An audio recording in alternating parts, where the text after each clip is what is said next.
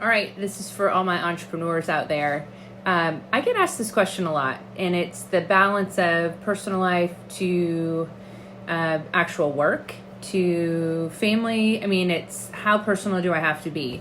So for the entrepreneur, you really are your brand. Obviously, our goal as entrepreneurs is to grow the company to a place where eventually, if we want to sell it, it's not about us and it runs on its own, etc. That's a whole new vlog for a different time.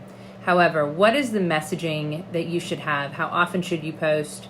Personally, professionally, corporately, and what does that look like? And most entrepreneurs that I'm talking with and that I'm working with are saying, I really don't want to be personal. And then the question I get is, gosh, you wrote a book that was pretty personal. It's how to build a brand, and that's business. But the other part was really personal. And I will tell you, even now, this many years later, it is still extraordinarily hard to be vulnerable and personal, but it's vital for you to share who you are to be successful. So I've been saying for years, we all have a gifting and that God has given us. It's a God-given gifting, and you do something better than anybody else in the whole world. Just like your fingerprint, it is unique. Your gifting is unique to you. And in order for people to find you and to know what your gifting is, you must share it. And that starts to turn into questions about, I don't want to be salesy or cheesy.